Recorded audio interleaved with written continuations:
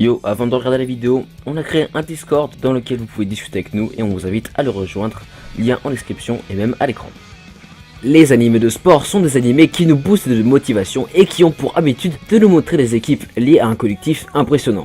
Depuis la saison dernière, un animé de sport m'a vraiment touché et il est toujours en cours. C'est une pépite et on va en parler après l'intro. Évidemment, cet animé n'est pas un simple shonen de sport. Il y a une histoire et un thème vraiment original. Bref, pense à aller voir mes réseaux sociaux et on démarre tout de suite la vidéo. Et évidemment, n'oublie pas de lâcher un gros pouce bleu pour le retour des présentations d'animés.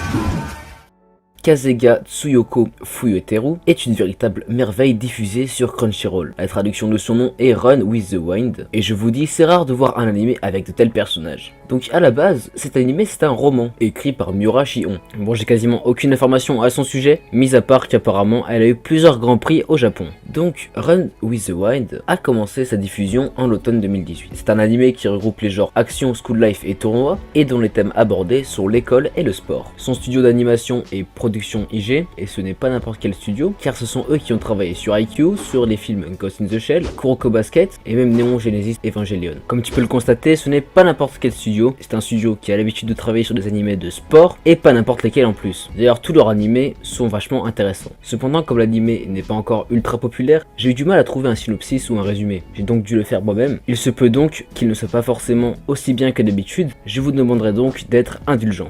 Donc à la base, c'est Kiyose Eiji qui va proposer avec le gérant d'une colocation des prix extrêmement abordables pour habiter dans ce bâtiment. Évidemment, ce bas prix cache quelque chose. Il va donc faire la rencontre de Kakeru, un très bon coureur, mais qui est un peu froid et renfermé. Au début, il est présenté comme un voleur, et oui, sa course rapide lui permet de faire des choses peu recommandables. Suite à cette rencontre, il va donc être invité à rejoindre la demeure, dans lequel 8 autres personnages vont être présentés, et vous les voyez tous apparaître à l'écran. L'objectif d'Eiji est en réalité de réunir 10 personnes pour qu'ils puissent enfin s'inscrire au Hakone Ekiden. Et oui, à la base, cette baraque est une salle pour le club d'athlétisme de Kansai. Kakeru était donc la dernière pièce manquante du puzzle, étant un excellent coureur qui plus est, pour pouvoir participer à ce marathon. Évidemment, cela paraît invraisemblable pour les personnages, et ils vont être au début tous contre cette idée. Et oui, car ce fameux Hakone Ekiden, c'est un bail qui fait plus de 200 km de long. Et oui, car à la base, les 10 résidents ne sont même pas tous des sportifs. Évidemment, il n'était pas au courant du plan de Eiji. En plus, durant tout le premier arc, Kakeru va cacher un énorme secret, et vous allez forcément kiffer votre race, la révélation. Maintenant que tu sais un minimum de quoi je parle, je t'invite d'une d'aller voir cet animé, mais également à écouter mon avis sur ce dernier.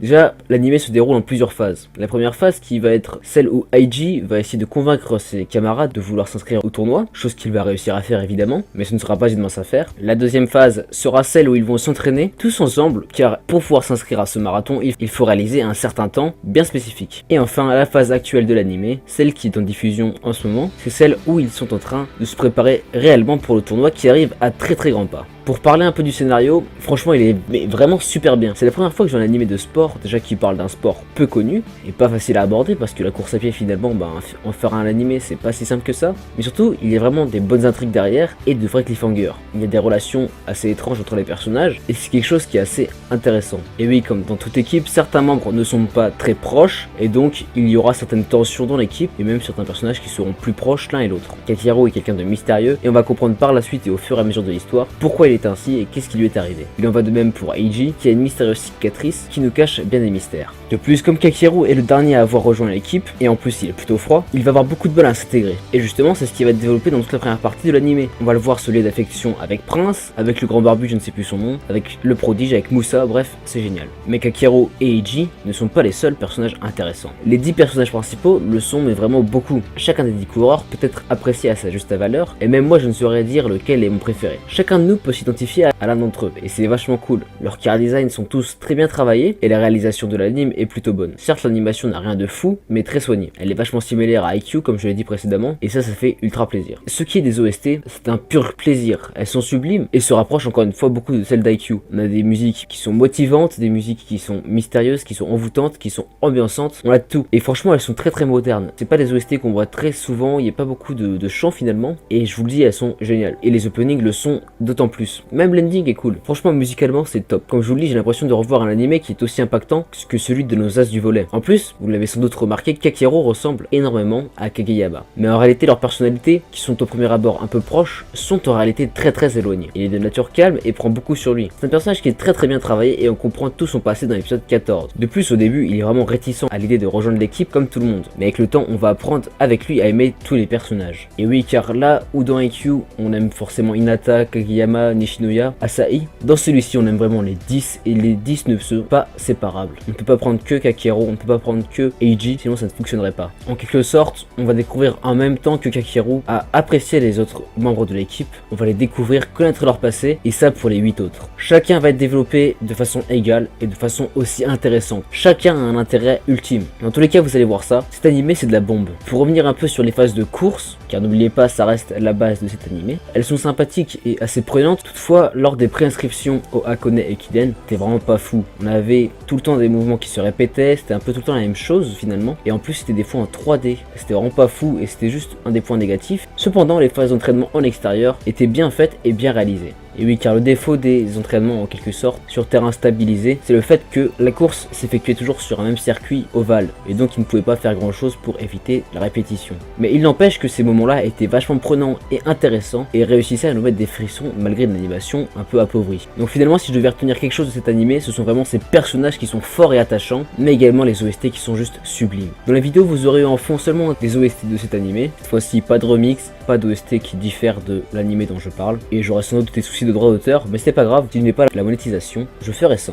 Le seul défaut que j'ai trouvé à cet animé, pour le moment, c'est le manque de personnages féminins. Alors certes, il n'en faut pas forcément des millions, mais un seul personnage féminin, c'est beaucoup trop peu. Certes, c'est la manager en quelque sorte, mais on aurait très bien pu avoir une rencontre avec une équipe sportive féminine, ça aurait pu être vachement drôle, intéressant, et surtout ça aurait été novateur. Ça n'aurait amené que du positif à cet animé. Après, rien n'empêche que cela arrive dans les 10 épisodes prochains. Et oui, car cet animé va faire 24 épisodes, et pour l'instant, on a vu 14. On a donc vu à peu près les 2/3 de la saison.